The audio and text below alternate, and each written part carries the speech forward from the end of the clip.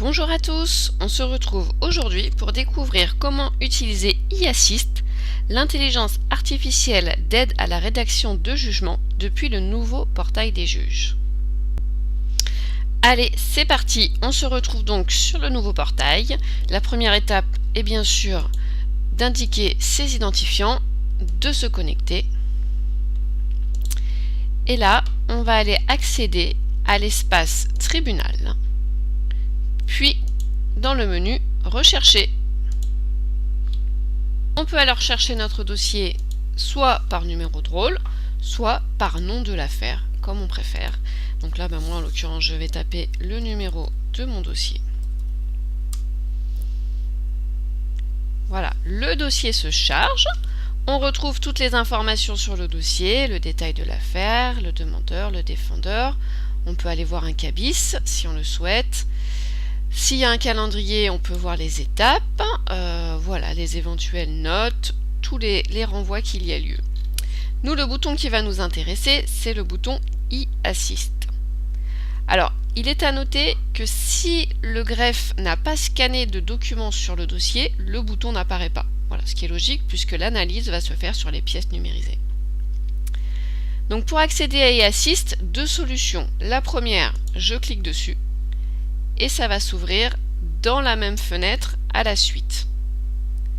La deuxième option, si je veux travailler sur plusieurs dossiers à la fois éventuellement, je peux faire CTRL sur mon clavier et je clique sur eAssist et là je vois que ça s'ouvre dans une autre fenêtre. Voilà. Et j'ai mon site local où je peux aller sur d'autres dossiers en parallèle. Alors une fois que je suis sur eAssist, comment ça va se passer ? Alors tout d'abord, je vais avoir toutes les pièces qui ont été numérisées par le greffe qui se trouvent à gauche.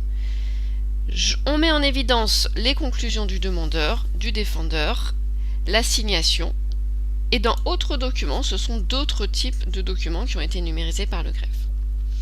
J'ai juste à cliquer sur un document et il va s'afficher. Voilà, je peux regarder tous les documents comme ceci. Si je préfère, ici vous voyez vous avez prévisualisation directe sous chaque document, je peux décocher cette option. Comme ça je n'ai que la grille des documents et là pour visualiser le document je vais appuyer sur le petit œil et là le document va s'afficher en gros. Voilà, c'est à la préférence de chacun. Je vais me remettre avec l'affichage comme ça. Lorsque l'on arrive sur eAssist, par défaut on aura coché l'acte de saisine et les dernières conclusions du demandeur et les dernières conclusions du défendeur. Si vous souhaitez cocher d'autres documents, vous pouvez tout à fait. Si pour vous le courrier du défendeur est pertinent pour l'analyse, vous pouvez le cocher et il va être utilisé pour l'analyse de l'IA. Donc une fois que j'ai coché mes documents, tout simplement, je vais cliquer sur générer le projet. Alors, ça va se lancer, ça peut mettre entre 30 secondes, 3 minutes, ça dépend de la quantité, du volume de documents que vous souhaitez pour l'analyse. Pendant ce temps-là, vous pouvez aller chercher d'autres choses sur le site. Je pourrais aller retourner sur mon calendrier d'audience et revenir plus tard pour voir si le projet de jugement s'est bien généré. Mon projet s'est donc généré. On voit tout de suite en bleu que les parties ont été reprises. Et ensuite, il va y avoir 4 rubriques. L'exposé du litige, les faits, les demandes et les moyens des parties. Alors, le nom de ces 4 rubriques ont été déterminés par notre comité, mais c'est une maquette qui peut être propre au greffe. Donc, si vous souhaitez modifier le nom des parties, vous pourrez demander au greffe et on pourra faire la modification. Alors, une fois que je suis sur mon modèle, qu'est-ce que je vais pouvoir faire ? La première chose, c'est que je vais pouvoir le modifier. Voilà, c'est du traitement de texte. Donc j'ai la main pour indiquer tout ce que je souhaite. Ensuite, une fois que j'ai modifié, bien sûr, il faut enregistrer si je souhaite conserver ces modifications. Et si vous travaillez à plusieurs juges de la composition sur un même modèle, vous pouvez annoter le document. Et comme ça, quand on va faire une annotation, l'intérêt, c'est que du coup, test, voilà, ça indique quand est-ce que j'ai fait la notation et qui l'a faite.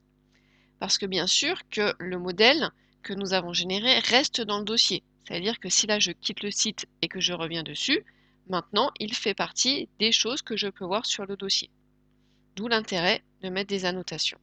Tandis que si j'annote directement dans le texte, on ne saurait pas qui a fait la modification. Tous les boutons que vous voyez ici à droite, ce sont des boutons de mise en forme, tout simplement. Voilà, vous pouvez mettre en forme le document comme vous le souhaitez.